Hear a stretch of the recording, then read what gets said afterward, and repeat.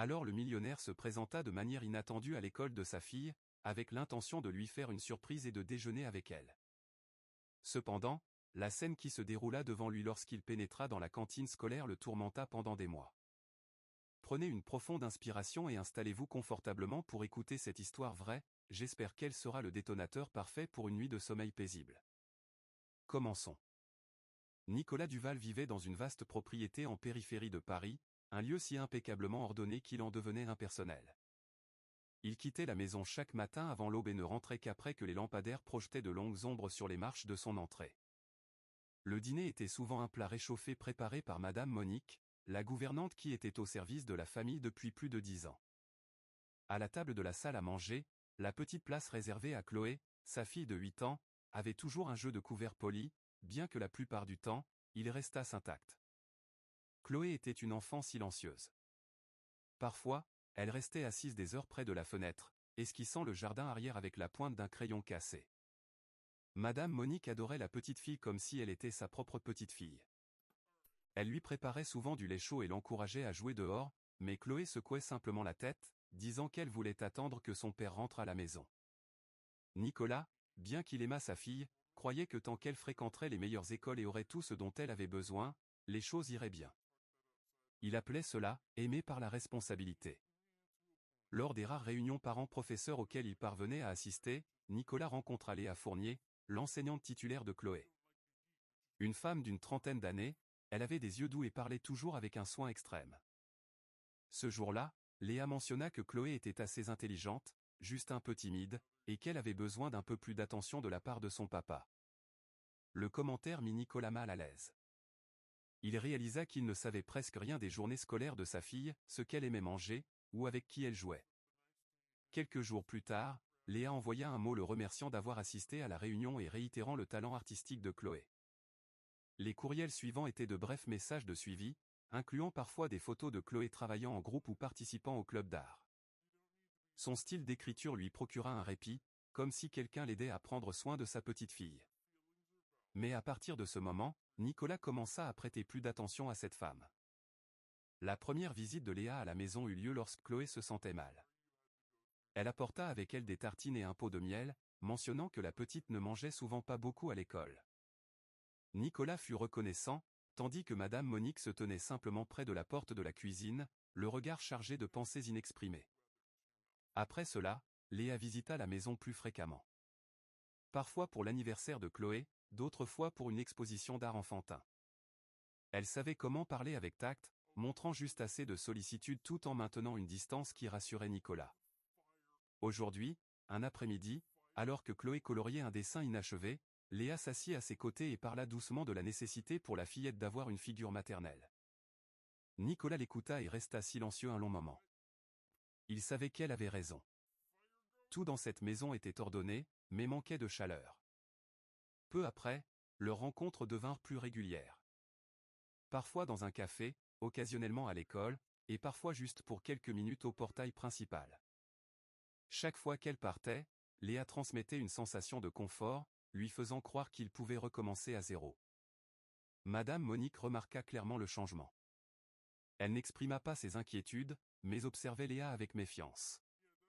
Une fois, alors que Léa prenait la main de Chloé près du seuil, le sourire sur son visage n'atteignait pas ses yeux. Madame Monique en informa Nicolas, mais il rejeta cela comme un scepticisme excessif. Léa est une bonne personne, elle se soucie vraiment de Chloé, insista-t-il. La gouvernante ne discuta pas, se contentant de servir le thé en silence. Quelques mois plus tard, les journaux titraient « Le magnate Duval trouve un nouveau bonheur ». Le mariage fut une petite cérémonie, n'invitant que la famille proche et les collègues. Léa remonta l'allée dans une robe blanche impeccable, aux côtés de Chloé. La fillette portait une robe assortie, mais son visage était pâle. Lorsque les journalistes lui demandèrent son avis, Nicolas répondit simplement « J'ai de la chance d'avoir rencontré quelqu'un qui me comprend et qui prend soin de ma fille ». Cette nuit-là, après le départ des invités, les lumières du salon du manoir restèrent allumées. Madame Monique ramassait les restes du banquet, le bruit des assiettes en porcelaine tintant doucement. Chloé se tenait près de la balustrade du deuxième étage, tenant son croquis inachevé, un portrait de sa défunte mère avec un sourire aimable. Elle hésita un instant, puis plia le dessin, le plaça dans le tiroir de son bureau et le remplaça par la nouvelle photo de mariage de son père. Son regard était mélancolique, mais personne ne le remarqua. En bas, Nicolas servait du vin à Léa, louant ses compétences domestiques et sa prévenance. Léa sourit simplement, regardant la grande photo encadrée accrochée au centre de la pièce, une image de la première femme de Nicolas tenant une petite Chloé. Un instant, le sourire de Léa se crispa, puis s'évanouit. Quand Nicolas monta, Léa se retrouva seule dans la cuisine vide. Elle ouvrit un placard, décrocha le vieux cadre photo, essuya la poussière du verre et le plaça au fond d'une armoire où personne ne le verrait. Sa main s'arrêta quelques secondes, ses yeux nettement plus froids que son comportement habituellement aimable. Derrière elle, l'horloge du salon marquait fermement chaque coup sec, comme un compte à rebours vers quelque chose d'inconnu. La maison comptait maintenant 3 personnes, pourtant l'atmosphère semblait plus lourde qu'auparavant. Chloé gisait dans sa chambre, les yeux grands ouverts, fixant le plafond. En bas, Léa ferma l'armoire à clé et sortit sur le balcon. Les lumières de la rue projetaient une ligne d'ombre nette qui divisait son visage en lumière et en obscurité. Dans ce silence, la maison semblait commencer à changer, si subtilement que personne ne s'en apercevait, mais de manière surréelle. Nicolas était allongé dans son lit, épuisé mais satisfait, croyant avoir fait le bon choix. Il pensait à l'avenir, à Chloé ayant quelqu'un pour s'occuper d'elle, à la table de la salle à manger remplie de rire. Mais en bas, dans le coin de la cuisine où la vieille photo venait d'être cachée, le scintillement d'une lampe diminua puis s'éteignit complètement. Tandis que Chloé bougeait doucement sous sa couverture, une seule larme glissa du coin de son œil, atterrissant sur la page inachevée de son bureau d'études. Une petite inscription chancelante qu'elle avait écrite, « Tu me manques, maman ». Dans les premiers jours après le mariage, la maison sembla imprégnée d'une nouvelle vie. Léa réorganisa le salon, changea les rideaux et opta pour des couleurs de couette plus vives. Nicolas ressentit un sentiment de tranquillité en rentrant du travail, voyant la table du dîner parfaitement dressée et le doux sourire sur le visage de sa nouvelle épouse. Il croyait que tout allait dans la bonne direction. Chloé avait une gardienne, et il retrouvait le sentiment d'avoir un foyer complet. Léa se réveillait avant Madame Monique et laissait souvent une note sur la table, « Aujourd'hui, je vais chercher Chloé. Vous n'avez pas à vous soucier du travail. » Le soir, elle préparait des repas appropriés, interrogeant son mari sur sa journée de travail. Tout se déroulait si fluidement que Nicolas était convaincu que sa femme était vraiment née pour combler les vides laissés par le temps. Mais sous cette surface, les choses commencèrent à changer. Chloé allait régulièrement à l'école, vêtue proprement de son uniforme, et souriait lorsque son père lui disait bonjour. Cependant, le sourire n'atteignait jamais ses yeux.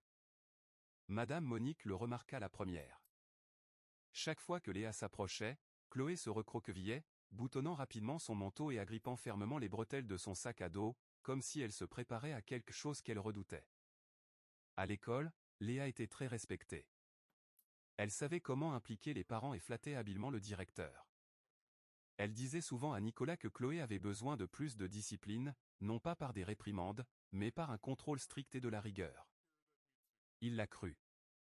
Pour lui, la discipline était la pierre angulaire du succès, il n'avait donc aucun doute. Madame Monique commença à remarquer que Chloé mangeait moins. Elle touchait à peine la nourriture avec sa cuillère quelquefois avant de la laisser.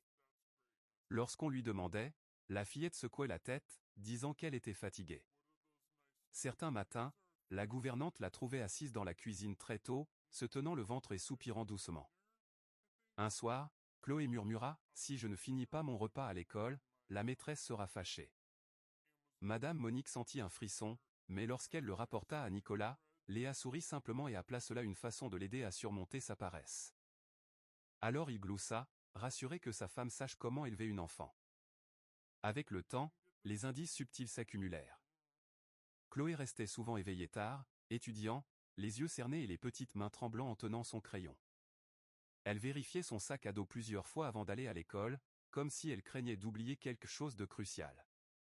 Un jour, Madame Monique trouva de petits morceaux de papier sur le bureau de Chloé, des messages comme « Ne le dis à personne »,« Sois sage » et « Ne rends pas papa triste ». La gouvernante ne savait pas qui les avait écrits, mais l'écriture n'était pas celle de Chloé. Un matin, Nicolas partit précipitamment pour un voyage d'affaires. Il embrassa rapidement Chloé et dit à Léa de venir la chercher tard en raison d'une réunion. Après son départ, Chloé s'assit silencieusement près de la fenêtre, regardant la berline de luxe sortir par le portail. Tandis que Léa fermait les rideaux en silence, sa voix douce mais tranchante, « Va dans ta chambre et change-toi maintenant. » Personne d'autre dans la maison n'entendit ces mots. Les jours suivants, Madame Monique observa que Léa venait toujours chercher Chloé tôt, parfois même avant la fin de l'école. Interrogée, Léa expliqua qu'il s'agissait de séances de soutien privé pour les élèves ayant des problèmes émotionnels. Madame Monique se sentit mal à l'aise mais n'avait aucune raison de s'ingérer dans les affaires scolaires. Puis Chloé commença à avoir du mal à dormir. Elle se réveillait au milieu de la nuit, les yeux exorbités de panique, les cheveux humides de sueur froide. Madame Monique la serra dans ses bras, écoutant sa respiration laborieuse. Chloé ne put prononcer que quelques mots, « Maîtresse punition moi », avant de se taire à nouveau. Madame Monique envisagea d'appeler Nicolas, mais il était à l'étranger à ce moment-là. Son emploi du temps était rempli de réunions, et sa secrétaire l'informa qu'il n'était pas disponible pour des appels. Léa le savait bien. Peu à peu, elle prit le contrôle de tout, les heures de repas, les heures d'études, et même avec qui Chloé parlait en classe. Elle isola la fillette de ses camarades, disant que Chloé avait besoin de se concentrer. À la maison, elle exigea que Chloé tienne un journal nocturne des « choses à corriger » qu'elle devait lire à haute voix avant le dîner. Chloé obéissait, mais ses mains tremblaient toujours en écrivant. D'autres éducateurs remarquèrent l'intérêt spécialisé de Léa pour Chloé, mais comme elle avait la confiance du directeur, personne n'osa poser de questions. Certains enfants de la classe mentionnèrent que Chloé était souvent retenue pendant le déjeuner, mais leurs paroles furent rapidement écartées. Un matin, Madame Monique entra tôt dans la cuisine et trouva Chloé recroquevillée sous la table, le visage pâle. « Léa, » murmura-t-elle, presque à bout de souffle. « Je ne veux pas aller à l'école. » Madame Monique était sur le point de demander plus d'informations lorsque le son d'un klaxon retentit à l'extérieur du portail. Léa était arrivée. La porte s'ouvrit, le bruit des talons claquant constamment sur le carrelage. Son parfum imprégna la cuisine. Chloé resserra sa prise sur les bretelles de son sac à dos, les yeux fixés sur la porte. Madame Monique posa doucement une main sur l'épaule de la fillette, mais Chloé resta rigide, figée. Léa entra en souriant légèrement. « Vous êtes prête ?» Elle regarda Chloé, puis se tourna vers Madame Monique. « Je vais emmener la petite, vous n'avez pas à vous inquiéter, » dit Léa. Chloé hocha la tête, mais ses yeux étaient remplis de panique alors que Léa lui prenait la main. Madame Monique sentit un frisson parcourir son dos, même si le sourire de Léa était aussi aimable que toujours.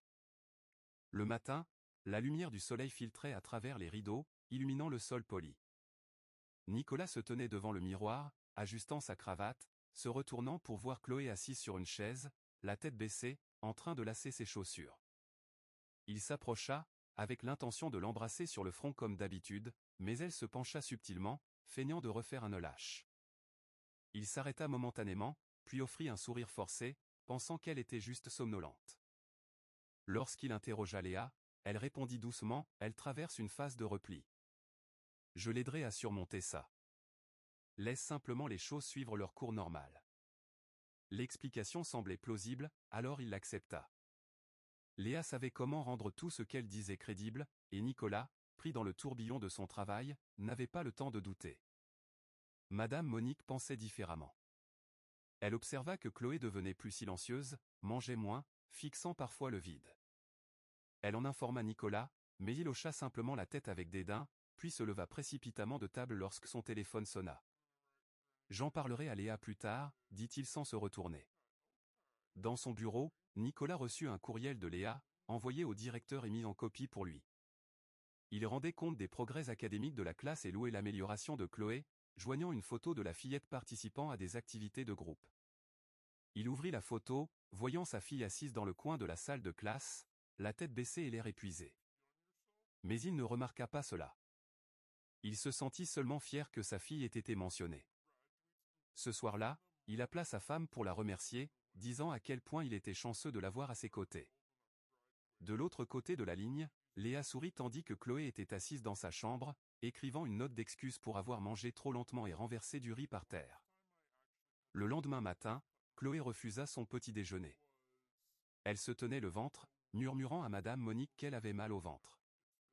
La gouvernante s'inquiéta, suggérant qu'elle reste à la maison, mais Léa, qui venait de descendre, s'y opposa immédiatement. Les enfants inventent souvent des excuses pour manquer l'école. Je ne veux pas que Chloé développe cette habitude. Madame Monique commença à protester, mais le regard de Léa la fit taire. Finalement, Chloé dut monter dans la voiture, le visage pâle.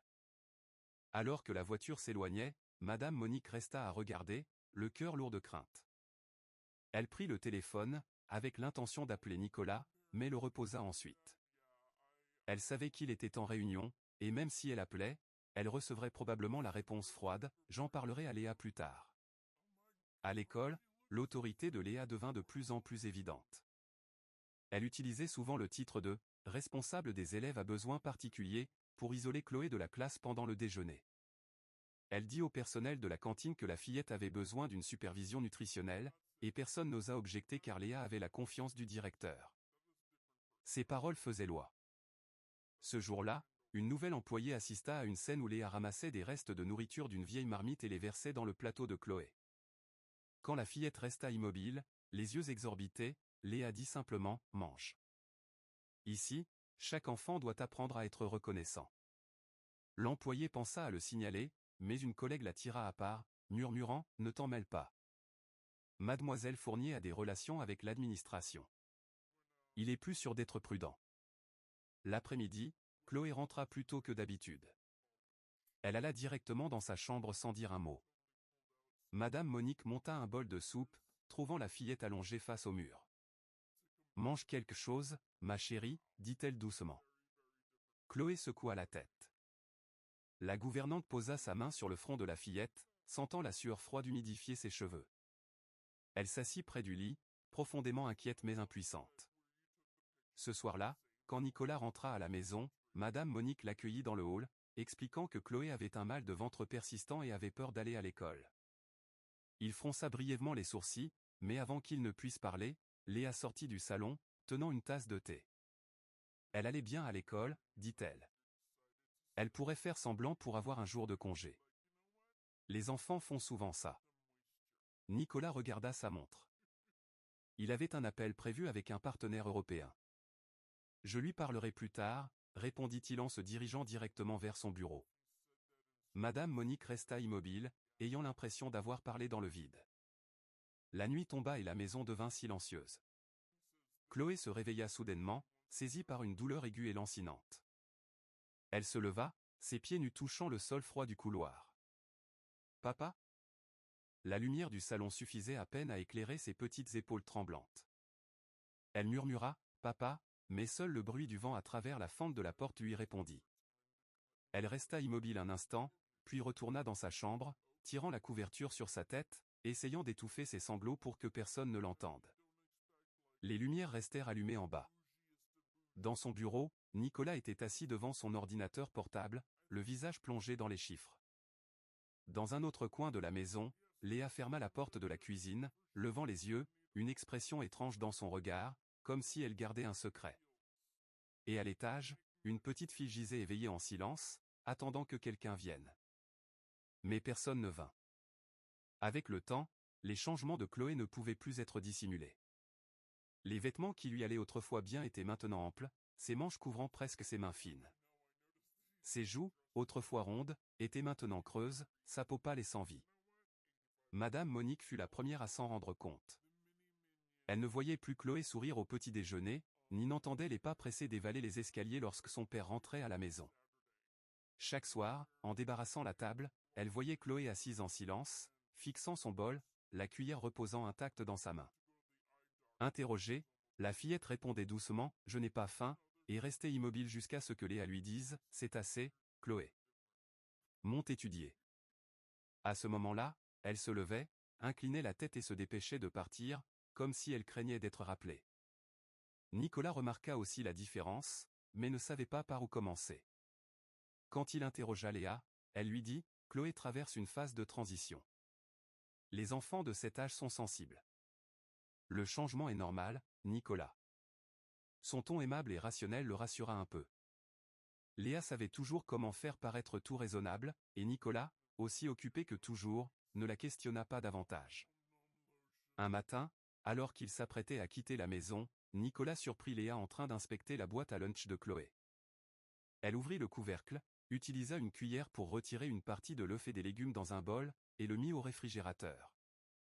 Nicolas la regarda quelques secondes, sur le point de demander, quand elle se retourna en souriant. C'est plus facile pour elle de digérer si elle mange moins. Ne t'inquiète pas, je sais ce qui est le mieux. Nicolas sourit et hocha la tête, ne comprenant toujours pas que parfois le sourire de quelqu'un d'autre n'est qu'un moyen de cacher ce qu'il ne voulait pas voir. À l'école, les chuchotements commencèrent à se répandre.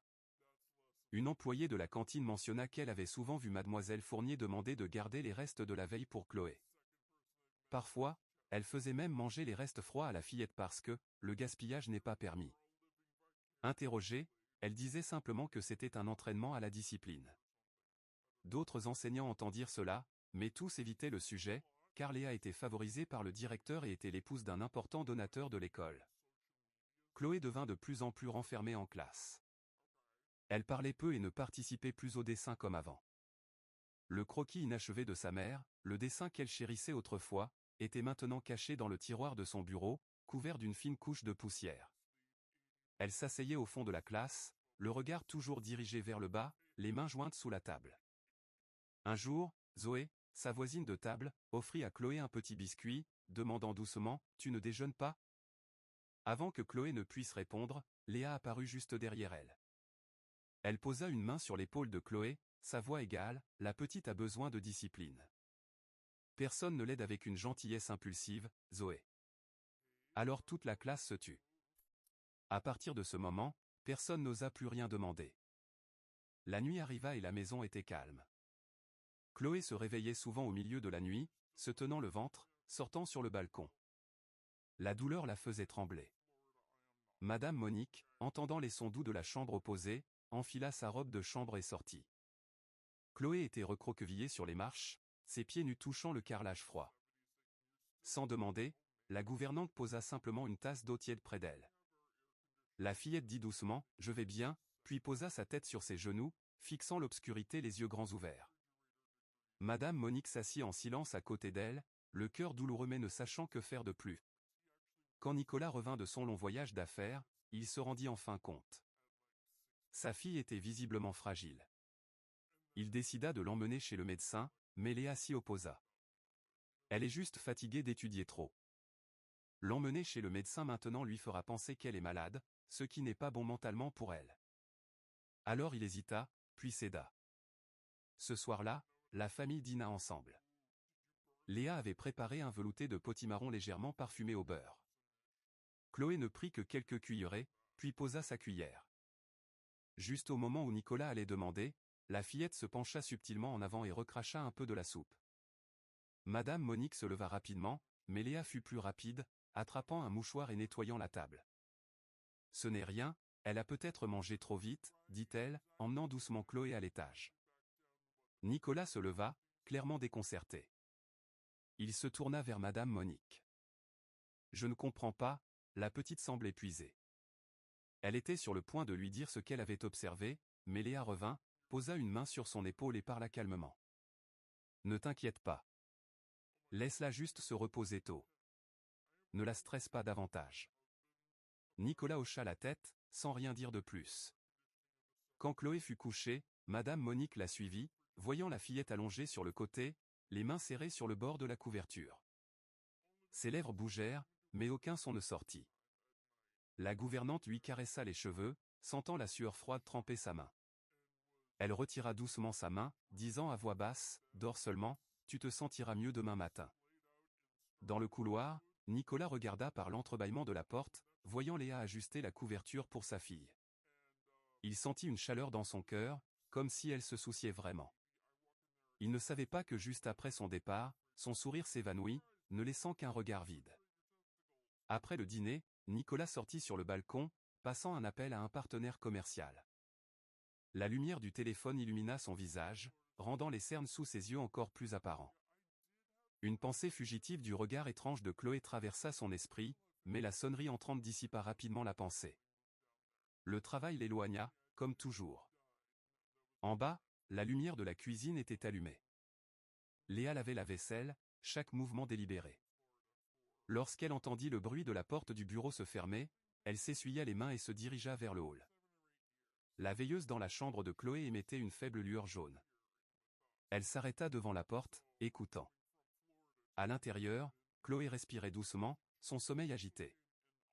La porte grinça en s'ouvrant, le bruit de la charnière assez léger pour laisser filtrer un courant d'air froid. Léa entra, son ombre s'étendant longuement sur le sol, glissant au-delà de la petite chaise et s'arrêtant près du lit. Elle se pencha, regardant le visage pâle de la fillette endormie.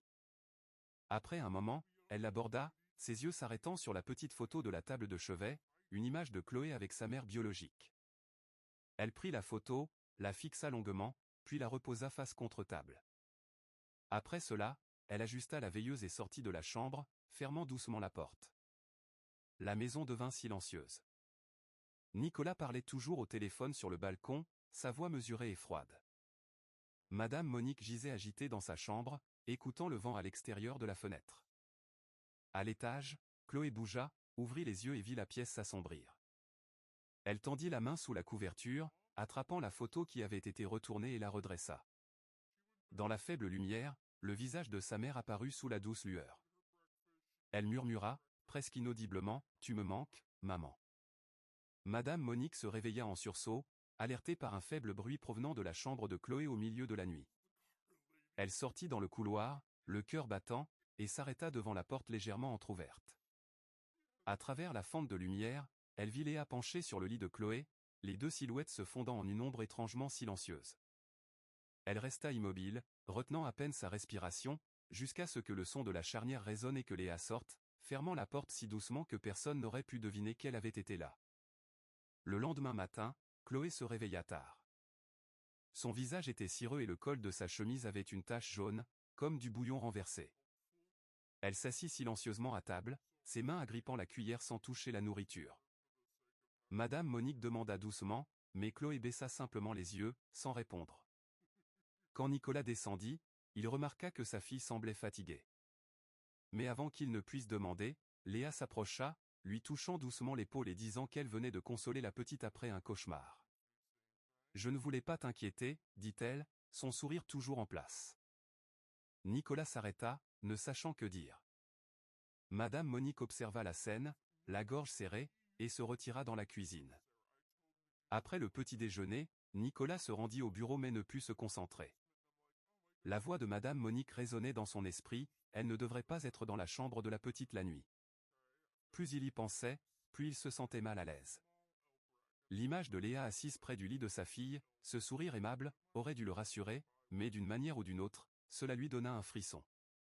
Au milieu de la réunion, il ouvrit inconsciemment son téléphone, regardant des photos de sa fille. La plus récente avait été prise il y a 2 mois, quand Chloé souriait encore. Maintenant, il réalisa soudainement, il y avait longtemps qu'il n'avait pas vu ce sourire. Il décida d'appeler le médecin de famille et de programmer un bilan de santé complet pour Chloé. Le médecin s'enquit des symptômes, et il répondit vaguement, « Elle est faible ces derniers temps, ne peut pas dormir, mange moins. » Sa voix trembla légèrement. Après avoir raccroché, il prit une profonde inspiration, se disant qu'il devait en discuter avec Léa ce soir. Mais quand il rentra à la maison, dès qu'il mentionna le rendez-vous chez le médecin, Léa se figea momentanément, puis sourit rapidement. « Je ne pense pas que ce soit nécessaire, chérie. Elle étudie juste trop. L'emmener chez le médecin maintenant lui fera penser qu'elle est malade. » La déclaration était douce mais ferme. Il se sentit essayer de se convaincre qu'elle avait probablement raison. Alors qu'il montait à son bureau, Madame Monique entra, tenant une enveloppe. « Vous devriez voir ça, » murmura-t-elle. À l'intérieur de l'enveloppe se trouvait un petit morceau de papier froissé, griffonné d'une écriture enfantine, « J'ai souvent mal au ventre mais la maîtresse a dit de ne rien dire. » Nicolas fixa les mots simples pendant un long moment, sa poitrine se serra et sa respiration devint laborieuse. Il demanda, « Où avez-vous trouvé ça ?»« Dans le tiroir de son bureau, » répondit-elle. « Je pensais que vous deviez savoir. » Elle ne dit rien de plus. Quand Madame Monique partit, il resta assis, les yeux fixés sur le papier. Chaque mot semblait gravé dans son esprit. Le visage de Chloé, pâle, silencieux et craintif, traversa ses pensées. Son style d'écriture lui procura un répit, comme si quelqu'un l'aidait à prendre soin de sa petite fille. À partir de ce moment, Nicolas commença à prêter plus d'attention à la femme. La première visite de Léa à la maison eut lieu lorsque Chloé se sentait mal. Elle apporta avec elle des tartines et un pot de miel, mentionnant que la petite ne mangeait souvent pas beaucoup à l'école. Sa main s'arrêta quelques secondes, ses yeux nettement plus froids que son comportement habituellement aimable. Derrière elle, l'horloge du salon marquait fermement chaque coup sec, comme un compte à rebours vers quelque chose d'inconnu.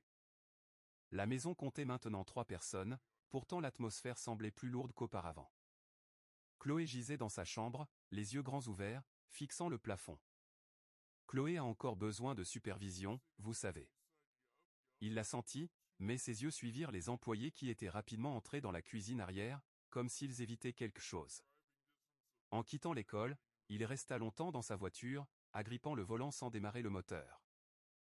Le vent murmurait, les feuilles frappant la vitre de la voiture. Puis, dans son esprit, des fragments de souvenirs commencèrent à émerger. Les plaintes de Madame Monique, la tache sur la chemise de sa fille, l'évasivité de Léa, la note froissée avec l'écriture naïve.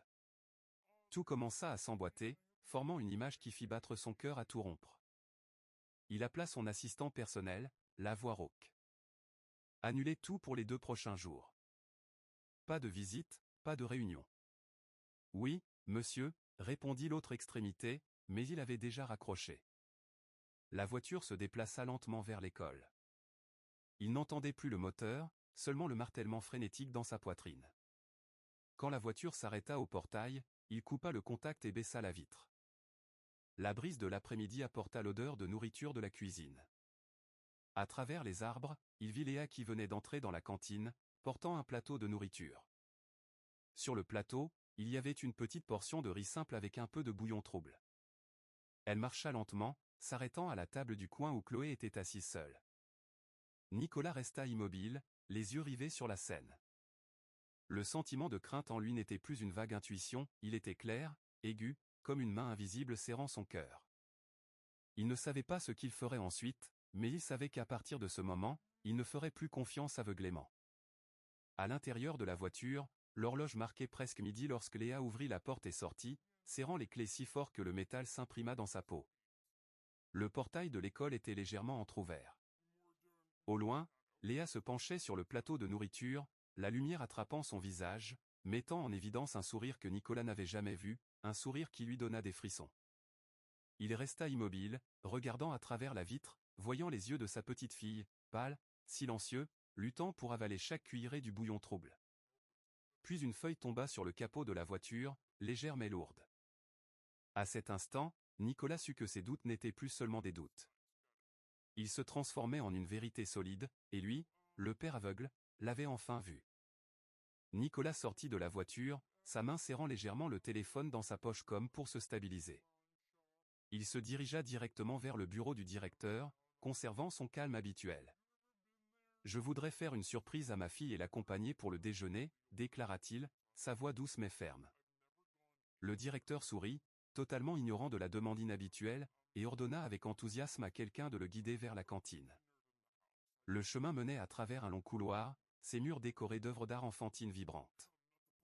Mais aux yeux de Nicolas, tout semblait couvert d'une brume opaque. À mesure qu'il approchait, ses pas ralentirent. L'atmosphère semblait fausse, une gêne étrange. Le bruit des couverts sur les plateaux était sporadique, de petits fragments de conversation avalés par le vide. Il s'arrêta devant la grande baille vitrée, la lumière se reflétant sur son visage tendu. Au fond de la pièce, Chloé était assise seule à une table isolée. Elle était si petite qu'elle semblait presque engloutie par le vaste espace. Devant elle, un plateau en plastique argenté ne contenait que du riz froid et fade, et un peu de bouillon trouble avec des brins de légumes flottants à la surface.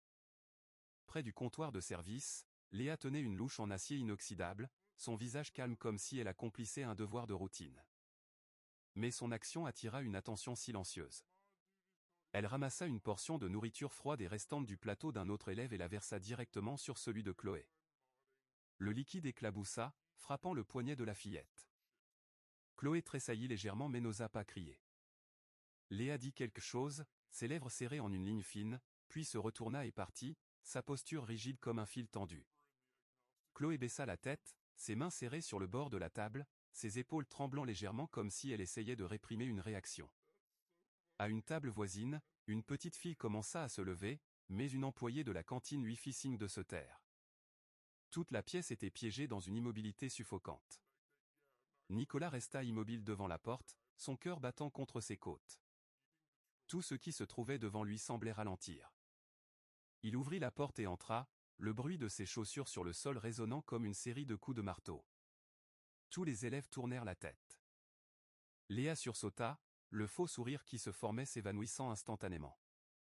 Il marcha directement vers sa fille, chaque pas semblant plus lourd, ses yeux ne quittant jamais le plateau de nourriture qui sentait faiblement les restes froids. Il s'arrêta devant Chloé et écarta le plateau d'un coup sec. Le bruit du métal frappant la table fit sursauter tout le monde. Personne n'osa respirer. Chloé leva les yeux, ses yeux étaient rouges, ses cils inférieurs mouillés. Quand elle vit son père, elle trembla légèrement, ses lèvres s'entr'ouvrirent comme si elle voulait dire quelque chose mais ne le pouvait pas.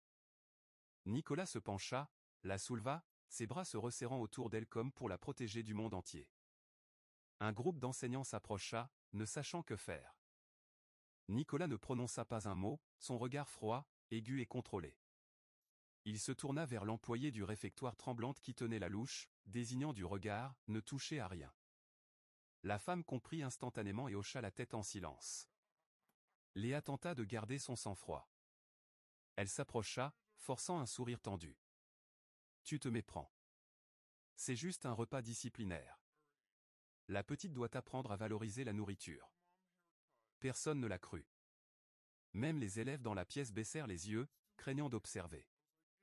Une employée de la cantine agrippa le bord de son tablier, les yeux remplis de larmes. L'air était dense, lourd, comme sur le point de se briser. Le directeur apparut, essoufflé, après avoir reçu la nouvelle. Il regarda la scène, Chloé dans les bras de son père, le plateau de nourriture dispersé, Léa debout, figée, et se retrouva sans voix. Que se passe-t-il ? Demanda-t-il, la voix étranglée. Personne ne répondit. Un élève à la table du fond sortit subtilement un téléphone et captura la scène. Le clic silencieux résonna dans le silence, surprenant Léa qui se retourna. Nicolas tenait sa fille près de lui, sentant son faible battement de cœur contre sa poitrine. Il regarda autour de lui, son regard parcourant chaque visage, des employés de la cantine aux élèves en passant par le directeur. Personne n'osa le regarder dans les yeux. Tout parlait à voix haute de la vérité qu'il avait ignorée si longtemps. Il se tourna vers Léa, sa voix basse mais précise, « Tu ne t'approcheras plus d'elle. » Léa se raidit, son visage momentanément déformé. « Tu te méprends » tenta-t-elle d'argumenter, mais Nicolas lui avait déjà tourné le dos, emportant Chloé à travers le long couloir. Ses pas étaient mesurés et décisifs, suivis par les respirations lourdes des témoins. D'autres enseignants s'écartèrent, personne n'osant intervenir. La scène ressemblait à une frontière tracée entre la justice et la vérité cachée. En sortant de la zone de la cantine, une forte rafale de vent balaya le couloir, agitant légèrement la veste de Chloé. Nicolas serra sa fille plus fort. Elle enfouit sa tête dans son épaule, sa respiration agitée. Il sentit que son corps était glacial. À l'intérieur, le directeur se tourna vers Léa, les yeux remplis d'étonnement. « Expliquez-vous. Que se passe-t-il » Léa offrit un léger rire, essayant de retrouver son calme. « J'enseignais juste à la petite à être reconnaissante. » En faisant ça ? Lança une employée de la cantine, la voix résonnant dans la pièce, faisant sursauter tout le monde. Léa se retourna, son regard férocement froid, mais cette fois, personne ne baissa les yeux. Nicolas sortit du bâtiment, sa respiration encore instable. Il plaça Chloé sur le siège arrière de la voiture, attachant soigneusement la ceinture de sécurité. Puis il se pencha pour la regarder. « C'est bon. Tu es en sécurité maintenant. » Chloé ne parla pas, agrippant seulement sa manche avec force, des larmes silencieuses coulant sur son visage. Elle leva les yeux, apercevant Léa debout à l'entrée de la cantine à travers le rétroviseur. Son visage était pâle, ses lèvres fermement scellées, ses yeux un mélange de panique et de défi. Le vent ébouriffa ses cheveux, gâchant son sourire soigneusement construit. Nicolas ouvrit la portière de la voiture et s'assit au volant. Son téléphone vibra doucement dans sa main. Il baissa les yeux, l'écran affichant un enregistrement vidéo de toute la scène dans la cantine. Quelqu'un lui avait envoyé une copie. Il appuya sur le bouton de sauvegarde sans un mot. Le moteur démarra, et la voiture commença lentement à bouger. Dans le rétroviseur, la silhouette de Léa rétrécit jusqu'à n'être qu'une forme floue à l'entrée. Chloé se blottit contre son père, son corps tremblant de petits sanglots réprimés. Nicolas tendit la main et lui tapota doucement le dos, sentant son battement de cœur chaotique dans sa paume. Il regarda devant lui, la route s'étendant au loin. Dans son esprit, tous les fragments de mémoire convergèrent. Les repas froids, les mots trompeusement aimables, le sourire doux. Tout devint maintenant une preuve vivide de la cruelle vérité qu'il avait ignorée si longtemps. Il s'arrêta près du portail d'entrée et coupa le moteur, assis immobile. Le silence dans la voiture était si profond qu'il pouvait entendre la douce respiration de Chloé. Il ouvrit son téléphone, regardant la vidéo une fois de plus. Chaque image était un coup de poignard à la dignité d'un père. Quand il rangea le téléphone, ses mains tremblaient encore. Il savait qu'à partir de ce moment, tout avait changé. Pas seulement sa relation avec l'épouse en qui il avait eu confiance, mais sa propre identité. L'homme qui avait été trop aveugle pour voir ce qui se passait juste sous ses yeux. Puis, à l'extérieur de la voiture, le vent se leva, agitant violemment le panneau qui disait « Cantine scolaire » où les élèves sont aimés. Les mots claquaient ironiquement dans le vent, une amère ironie pour tout ce qui venait de se produire. Nicolas prit une profonde inspiration, agrippant à nouveau le volant. Derrière lui, Chloé laissa échapper un petit sanglot, puis s'adossa au siège. Il se retourna, lui toucha doucement les cheveux et murmura « Papa est là maintenant. Tu n'as plus à avoir peur. » Et quand la portière de la voiture se ferma, il ne resta que le bruit du vent sifflant à travers les arbres, se mêlant au battement de cœur de deux personnes, une fillette qui venait d'échapper à l'obscurité, et un père qui venait de se réveiller de sa cécité auto-imposée. La voiture accéléra en silence, le vent s'engouffrant par la fenêtre, emportant les respirations lourdes que Nicolas luttait pour contenir. Ses mains serraient le volant, ses jointures blanches. Sur le siège passager, Chloé était recroquevillée, ses genoux ramenés près de son corps. Elle regardait par la fenêtre, les yeux vides. Nicolas jeta un bref coup d'œil à sa fille, la lumière du soleil mettant en valeur son petit visage, exposant sa peau pâle et ses lèvres sèches. Une douleur aiguë lui transperça le cœur, et ce n'est que lorsqu'il vit ses épaules trembler qu'il réalisa qu'elle essayait d'étouffer ses sanglots. Il tendit la main, mais sa main s'arrêta à mi-chemin, comme s'il ne savait pas comment offrir du réconfort. Il ne parla pas jusqu'à ce que la voiture s'arrête devant l'hôpital local. Chloé marcha docilement à ses côtés, son petit corps englouti par sa veste surdimensionnée. Dans la salle d'examen, l'équipe médicale travailla en silence. Lorsque les résultats furent posés sur la table, le médecin soupira, parlant lentement. La petite est gravement dénutrie. Elle a des ulcères à l'estomac dus à un stress prolongé et montre des signes de troubles du sommeil. Monsieur Duval, il faut demander si quelque chose à la maison ou à l'école l'a effrayé.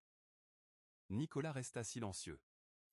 Chloé était assise sur la table d'examen, ses mains tripotant le bord de la couverture. En entendant la question du médecin, elle secoua légèrement la tête, puis tourna le visage. Ce petit mouvement fut comme un couteau tournant dans son estomac. Il comprit que chaque mot prononcé par Léa était un mensonge. Dans la salle d'attente, l'air était dense. Nicolas s'adossa à la chaise, les yeux fixés sur la vitre de la fenêtre qui reflétait son propre visage décharné. Sur le lit, Chloé était allongée sur le côté, sa petite main agrippant toujours le coin de la couverture. Chaque fois qu'une infirmière entrait, elle sursautait, puis faisait semblant de dormir. La vue de cela l'étouffa. Quand l'infirmière partit, il se pencha doucement et caressa ses cheveux doux, qui étaient raides de sueur froide. Sa respiration était régulière mais laborieuse. « Papa est là », murmura-t-il, mais sa voix se brisa à mi-chemin. Il réalisa qu'il n'avait jamais été vraiment présent pour elle. Il n'avait jamais écouté ses histoires, n'avait jamais remarqué la peur dans ses yeux. L'image de Léa souriant, sa voix disant doucement « Elle se comporte très bien à l'école », surgit comme une tache indélébile. Il se souvint des fois où Madame Monique avait essayé de dire quelque chose, seulement pour qu'il la renvoie avec un « Vous vous inquiétez trop ». Maintenant, tous ces fragments de mémoire s'empilaient, lourds comme un bloc de pierre sur sa poitrine. Il ouvrit son téléphone, retrouvant la vidéo de la cantine. L'image de Léa se tenant au-dessus du plateau de nourriture, ramassant des restes dans l'assiette de Chloé, sa main rigide comme une machine, et sa fille, la tête inclinée, subissant en silence. Il regarda jusqu'à la dernière seconde, sa main tremblant. Puis les larmes coulèrent sur l'écran. Mais sans hésitation, il composa le numéro de son avocat personnel, envoyant la vidéo accompagnée d'un bref message « Je veux que cela soit traité immédiatement. Ça ne doit pas être enterré comme d'autres cas. » De l'autre côté, l'avocat répondit simplement « Oui, je comprends, monsieur. Je serai chez vous ce soir. » Il se tourna vers Madame Monique, qui se tenait à la porte, le visage marqué par l'inquiétude. « S'il vous plaît, restez et prenez soin d'elle. J'ai besoin de retourner à l'école. » « Et Madame Fournier, monsieur ?»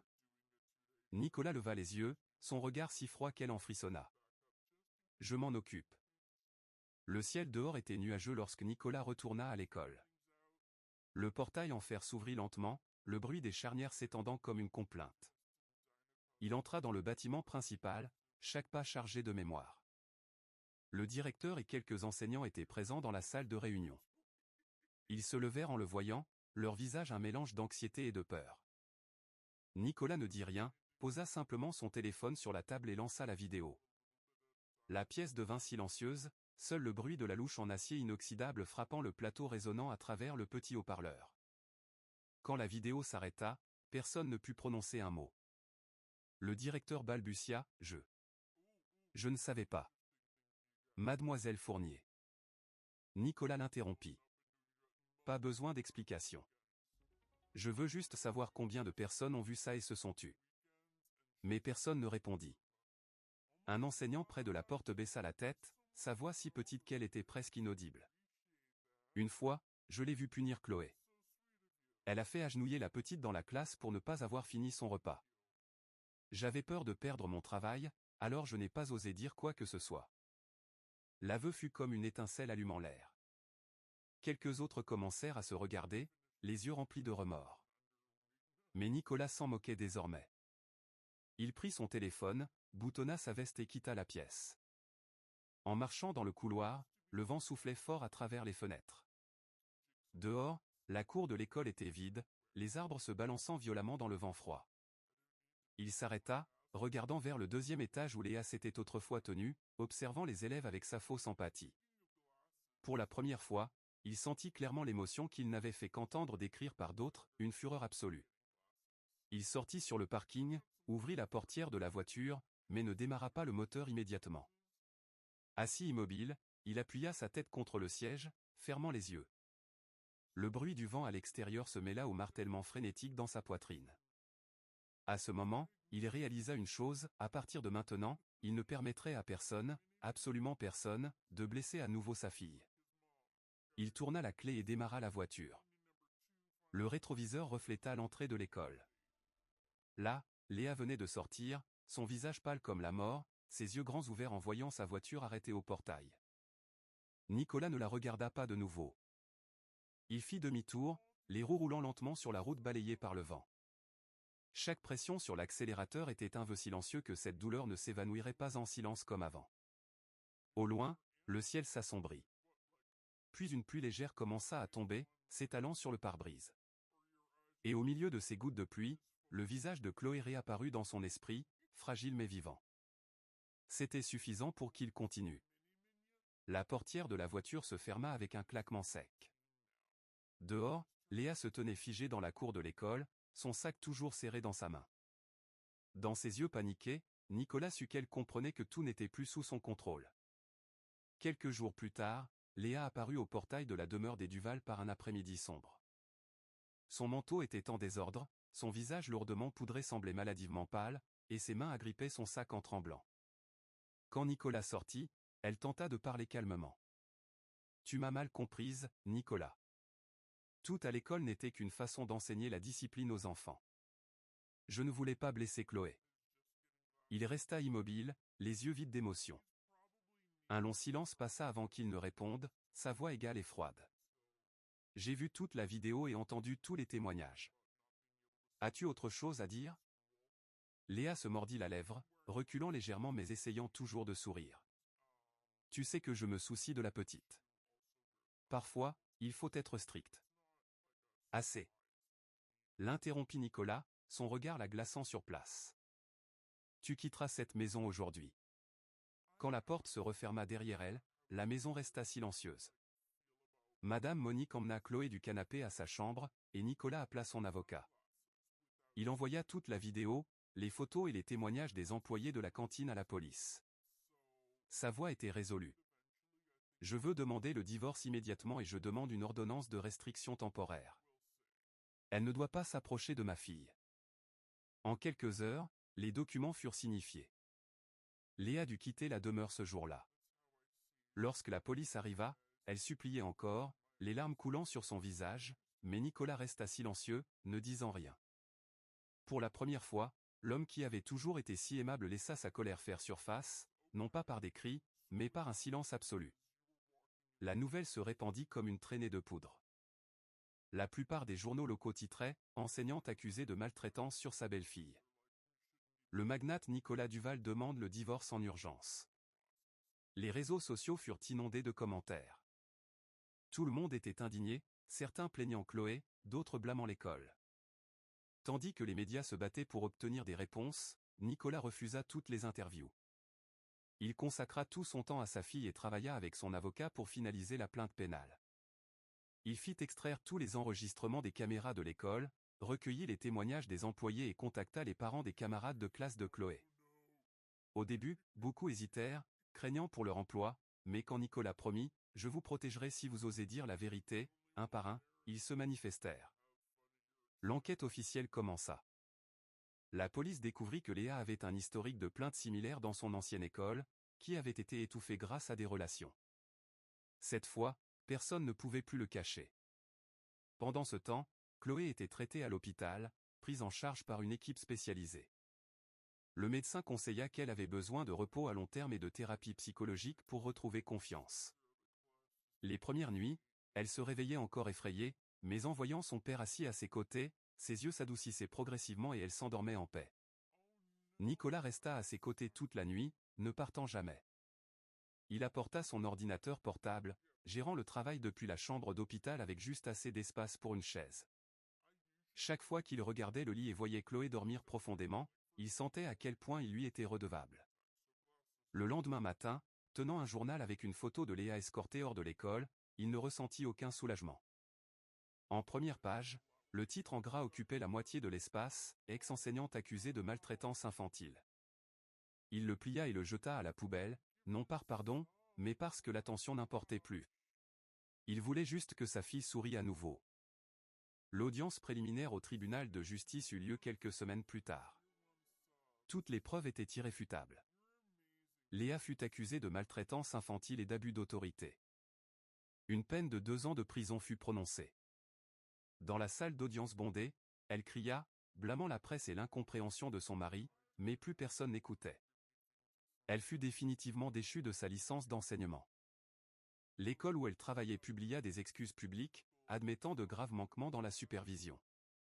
La presse acclama Nicolas pour avoir osé défendre sa fille, le qualifiant de « père inébranlable dans une ère indifférente ». Mais il ne lut aucun des articles. Lorsque son avocat lui offrit un contrat d'interview exclusive, il secoua simplement la tête. « Je n'ai pas besoin d'éloges. J'ai juste besoin que ma fille vive en paix. » Après la sortie de Chloé de l'hôpital, il prit des dispositions pour simplifier sa vie.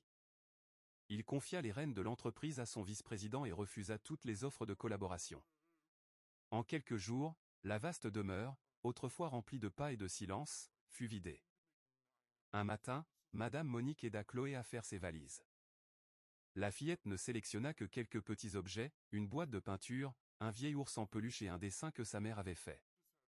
Quand Nicolas demanda où elle voulait aller, Chloé pointa simplement par la fenêtre, où les arbres verts se reflétaient dans le lac lointain. Il sourit et hocha la tête. La voiture modeste, évoquant une Renault 4, quitta la ville cet après-midi-là. La route était ombragée par les arbres, le vent à travers les fenêtres transportant l'odeur de terre humide et de feuilles fraîches. Nicolas conduisait lentement, ses yeux suivant les derniers rayons de soleil qui s'étendaient sur la route devant. Chloé était assise à côté de lui, serrant son ours en peluche. Elle ne parlait pas, mais une touche de couleur était revenue sur son visage. Dans le rétroviseur, le siège de Duval Capital rétrécissait lentement contre le ciel gris. La ville s'estompa, ne laissant que de minces volutes de fumée s'élevant de toits lointains. Nicolas prit doucement la main de sa fille. On va recommencer à zéro, d'accord? Chloé hocha la tête, ses yeux clairs reflétant le ciel devant. La voiture s'éloigna encore plus du passé, emportant 2 âmes blessées, un père qui apprenait à recommencer, et une fillette qui apprenait à faire confiance à l'amour à nouveau. Le chalet au bord du lac en Savoie, niché entre 2 hauts pins, n'avait que 3 chambres et un petit jardin menant à un ponton en bois au bord du lac. Pourtant, pour Nicolas, c'était le premier endroit où il se sentait vraiment en paix depuis la perte de sa femme. Les matins ici commençaient avec le doux bruit du vent effleurant la surface de l'eau et la lumière du soleil entrant par la fenêtre de la cuisine, projetant une lueur dorée sur la table à manger en chêne. Il commença à réapprendre des choses apparemment simples, comment cuisiner, comment faire du thé, et comment préparer le petit déjeuner pour Chloé. Au début, la nourriture était maladroite, les œufs brouillés légèrement brûlés, les tartines un peu sèches. Mais en voyant le doux sourire de sa fille, il sentit que c'était le petit déjeuner le plus parfait de sa vie. Bien que Chloé ne puisse prendre que quelques petites bouchées, Nicolas savait qu'elle s'ouvrait lentement. Madame Monique déménagea également, servant non seulement de gouvernante mais aussi de figure de grand-mère bien-aimée pour Chloé. Nicolas planta de nouveaux parterres de fleurs le long du chemin, et chaque après-midi, quand le vent soufflait, l'odeur de lavande emplissait la maison, rendant l'espace vibrant de vie. Chaque semaine, Nicolas emmenait sa fille voir une thérapeute dans le village voisin. Lors des premières séances, Chloé restait assise en silence, ne répondant que par des phrases courtes. Mais progressivement, elle commença à partager des histoires, à parler de ses dessins, du petit oiseau qui atterrissait souvent devant sa fenêtre. Ces petits changements lui firent réaliser que la guérison ne vient pas du temps, mais de la présence.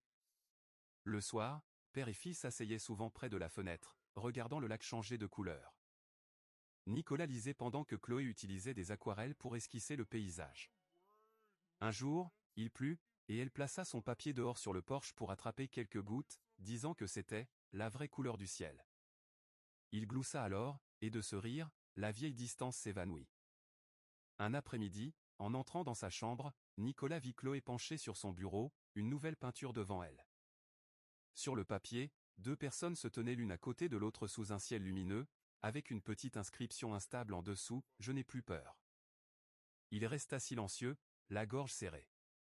Sans avoir besoin de dire quoi que ce soit, il sut qu'il avait fait le bon choix. À partir de ce moment, Nicolas se retira du monde des affaires. Il créa une fondation avec quelques vieux amis pour soutenir les enfants souffrant de traumatismes émotionnels. Ils l'appelèrent « le refuge de Chloé ». Chaque fois que le nom était mentionné, Chloé souriait, son sourire aussi doux que le vent. Le jour de l'inauguration eut lieu sous un ciel clair. Des dizaines d'enfants tenaient des ballons, courant autour du petit patio. Nicolas prit la main de sa fille alors qu'il montait pour couper le ruban rose. Puis, quand le ruban se rompit, les applaudissements éclatèrent, et Chloé leva les yeux, ses yeux clairs reflétant la lumière vive. Les médias écrivirent de nombreuses histoires à leur sujet, le qualifiant de « symbole de l'amour guérisseur ». Mais interrogé sur son opinion, Nicolas sourit simplement et dit « Je fais juste ce qu'un père aurait dû faire il y a longtemps ». Leurs vies se déroulèrent paisiblement mais de manière significative. Chaque semaine, plusieurs enfants étaient amenés au chalet pour des cours d'art et des séances de partage.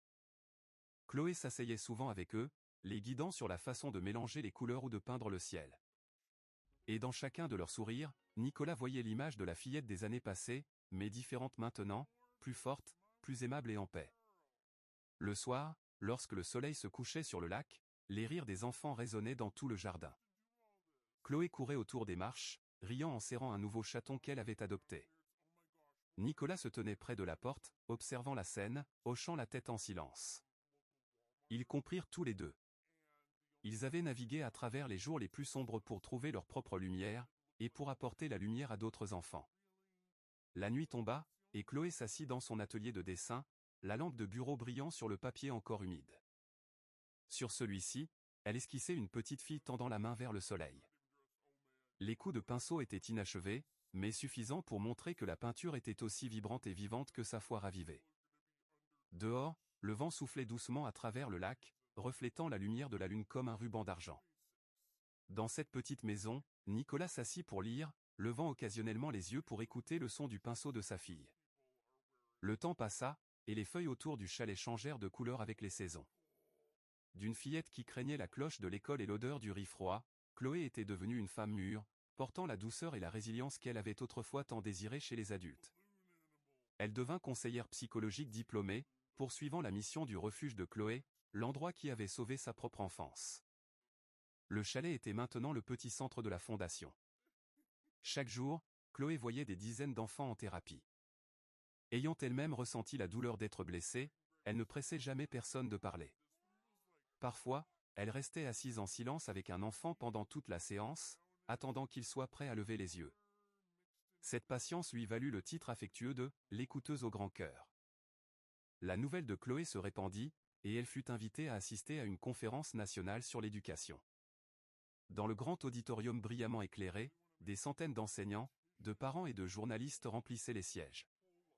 Lorsque l'animateur présenta « Mademoiselle Chloé Duval, fondatrice du refuge de Chloé, un symbole de résilience », les applaudissements furent prolongés. Chloé monta sur scène dans une simple robe blanche.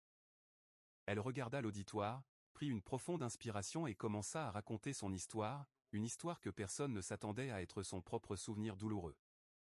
Elle parla d'une petite fille qui craignait autrefois le son de la cloche de l'école, l'odeur du riz froid sur un plateau, et surtout, les yeux de la personne que tout le monde pensait être aimable. Elle parla du père qui était autrefois trop occupé pour remarquer que sa propre fille s'évanouissait lentement de peur. Sa voix était ferme, ne tremblant pas, comme si elle récitait un chapitre clos d'un vieux livre. L'auditorium était silencieux. Personne n'osa interrompre, même par un petit bruit. Elle déclara « Chaque enfant mérite d'être vu avec des yeux aimants, pas avec des yeux de jugement ».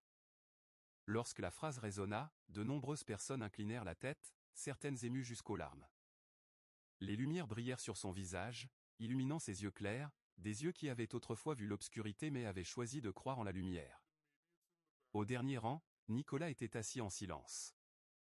Ses cheveux étaient nettement plus grisonnants, son visage marqué par le temps, mais ses yeux étaient plus brillants que jamais. Il n'avait pas besoin de parler, car juste en voyant sa fille se tenir là, il savait que toutes les erreurs du passé avaient été rachetées, non pas avec de l'argent, mais avec sa propre résilience. À la fin de la cérémonie, les organisateurs remirent à Chloé le prix « Inspiration pour le changement » et toute la salle lui fit une ovation debout. Chloé s'inclina en remerciement, les lumières brillantes rendant son sourire radieux comme l'aube.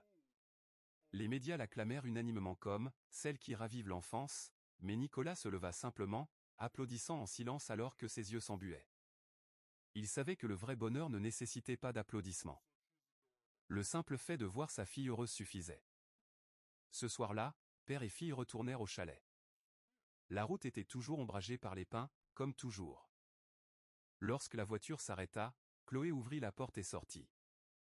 L'odeur de terre humide mêlée à la lavande du vieux jardin vint les accueillir. Ils préparèrent du thé et s'assirent sur le porche, regardant le lac tranquille refléter la lumière de la lune. Les grillons chantaient, le doux clapotis des vagues contre le rivage sonnait comme le souffle du temps. Et personne n'osa objecter parce que Léa avait la confiance du directeur. Ses paroles faisaient loi. Ce jour-là, une nouvelle employée assista à une scène où Léa ramassait des restes de nourriture d'une vieille marmite et les versait dans le plateau de Chloé. Quand la fillette resta immobile, les yeux exorbités, Léa dit simplement « mange ». Ici, chaque enfant doit apprendre à être reconnaissant. L'employé pensa à le signaler, mais une collègue la tira à part, murmurant « ne t'en mêle pas ». Et Nicolas les avait marqués, une image d'un père et de sa fille se tenant la main au bord du lac, avec un soleil éclatant étendant sa lumière à travers le ciel au loin. Cette lumière, bien que fanée avec le temps, semblait encore émaner de la chaleur du souvenir. Une douce brise souffla. L'odeur de lavande du jardin se mêla au rire de quelques enfants jouant dehors, des enfants que Chloé accueillait pour des cours d'art le week-end. Ils couraient autour des marches, lançant une balle sous la lumière de la lune. Nicolas regarda sa fille, souriant doucement. Et Chloé, captant son regard, hocha simplement la tête doucement, un remerciement qui n'avait pas besoin de mots. Dans l'atelier de dessin, la lampe de bureau brillait toujours sur le nouveau papier. Chloé s'assit près du chevalet, le pinceau se déplaçant lentement sur le papier. L'image d'un petit foyer brillamment éclairé émergea progressivement, avec des enfants riant sur le porche, et au centre, deux silhouettes, une grande, une petite, assises à regarder le lac. Nicolas était devant la porte, observant sa fille en silence. Il ne voulait pas briser le moment. Une légère brise souffla, agitant doucement le rideau. Chloé leva les yeux, vit son père et sourit. Que peins-tu? Un foyer, répondit-elle doucement. Où tout le monde se sent en sécurité. Nicolas hocha la tête, entrant, regardant la peinture inachevée. Le soleil dans le dessin irradiait des rayons orange dorés, se reflétant sur les visages des deux silhouettes dans le croquis. Il réalisa, mais cette fois, elle ne peignait plus une fillette se tenant dans la lumière. Elle se peignait elle-même, celle qui était devenue la lumière pour les autres. Ils restèrent assis là ensemble tard dans la nuit. Dehors, le lac scintillait sous la lumière de la lune, se reflétant comme un miroir dans la petite pièce. La lampe resta chaude. Aucune obscurité n'était assez forte pour les éclipser. Chloé posa son pinceau, regardant l'œuvre d'art terminée. Elle murmura, comme pour elle-même, la lumière ne disparaît jamais. Parfois, il faut juste du temps pour la retrouver. Nicolas regarda sa fille, les yeux pleins de fierté. Il posa sa main sur son épaule, la serrant doucement. Cette nuit-là, le vent siffla à travers les pins, transportant l'odeur persistante de lavande. Les rires des enfants résonnèrent depuis le porche. Dans le petit chalet au bord du lac, la lumière dorée de l'atelier de dessin se répandit partout, se mêlant à la lumière de la lune à l'extérieur. Une lumière de pardon, d'affection et d'âme qui avaient retrouvé leur chemin vers elles-mêmes. Et c'est notre histoire pour s'endormir aujourd'hui. Un voyage de l'ombre à la lumière, de l'indifférence à l'affection et à la guérison. Avez-vous été touché par le moment où Nicolas s'est vraiment réveillé? Ou par le sourire final de Chloé, la fillette qui avait autrefois peur mais qui apporte maintenant la lumière aux autres? À votre avis, quel personnage vous a le plus impressionné? Nicolas, le père qui a osé affronter ses erreurs pour retrouver sa fille? Ou Chloé, la fillette forte qui a appris à pardonner et à se guérir elle-même? Veuillez partager vos réflexions sur cette histoire. J'adorerais savoir ce qui a touché votre cœur en écoutant. Commentez ci-dessous pour que nous puissions discuter davantage des belles choses que l'histoire offre, avant de conclure une longue journée.